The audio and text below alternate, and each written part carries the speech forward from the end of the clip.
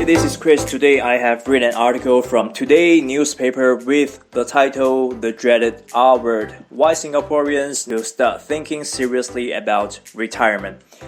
Now, I think it is a very long article which I will insert a link below if you are interested to check it out. Anyway, in this short video, I will summarize the key takeaways, the learning points, statistics, and how we can better prepare ourselves for retirement. So let's get into it. A finding from Household Expenditure Survey, which conducted every 5 years, found out our retiree receive an average retirement fund of $1,522 each month, with the breakdown here.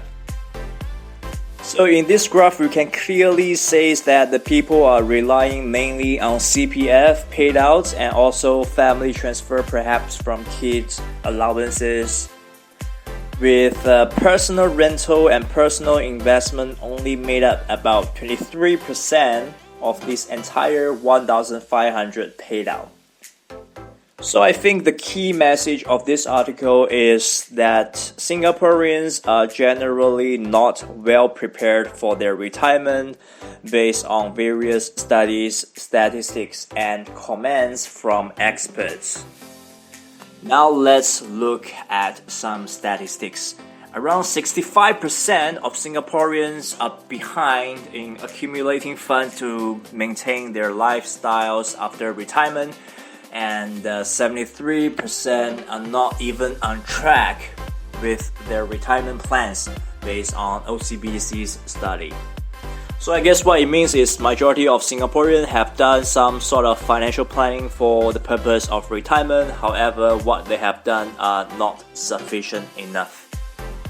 NTU has also conducted a research in May and found out that by today's minimum income standards, a benchmark of $1,379 a month per senior is needed to meet basic standards of living during retirement. Which means if we were to retire today, the minimum that we need every month is about $1,379. Policymakers and experts are concerned about retirement adequacy in Singapore. They worry about the financial security of today's retirees due to different challenges, such as change in demography in Singapore. We have increasing amount of singlehood in Singapore, smaller family sizes, and the reduced fertility rates. Employers Union and a former nominated member of parliament has made a comment on CPF, which states the CPF payout should not be the main source of income for retiree, but it should be regarded as a complementary or supplementary source of income for Singaporean. Now let's look at the causes. Singaporeans in general are not thinking hard enough or preparing adequately for their retirement due to lack of awareness about how much is needed, among other things. Black Box has released a report in June with a research conducted on 1,000 respondents found out that up to 74% of Singaporeans feel they are not saving enough for their old age. And 43% said they were relying mainly on CPF payouts. 38% said personal savings, and 70% said on investment. There is also a mistaken perception that CPF savings alone are sufficient for retirement. Move on to the concerns. Only 55% of CPF members who turned 55 in 2013 had reached only the basic retirement sum, who will receive about $730 to $790 a month as of this year, which means 45% of the member will receive less than $730 a month from their CPF payout.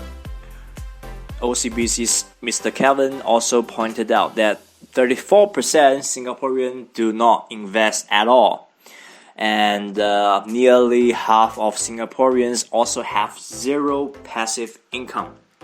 So what can we do to prepare for our retirement? In this article, it actually stated a few methods that you can consider to boost your retirement income. The first one is lease buyback scheme. Basically, it is a scheme allows you to monetize through selling back the remaining lease of your HDB flat. The second one is CPF investment scheme. Everyone can open a CPF investment scheme and use the funds in your CPF IS account to make investment in exchange for potential higher return. However, just like any other investment, you have to bear the investment risk. So to summarize the entire video, the key takeaways are: first, start to plan early for your retirement. Don't solely relying on your CPF life payouts because that will not be sufficient for your retirement. The second, start to invest early because of compound rate of return. You can utilize your SRS account, CPF investment scheme account, and disciplinedly set aside some monthly saving into investment. And over a long time horizon, you will definitely see your wealth grow over time. The third, knowing how much you will need for your retirement. You can simply do a calculation by using either expense basis method or income replacement method. Use either method is fine. It just give you a projection on how much shortfall there is, and from there you can develop strategies to address those shortfalls. And lastly, I think the most importantly is to have this awareness that retirement will come no matter what. You really have to consciously plan for it. Yes, that would conclude this video. Thanks for watching.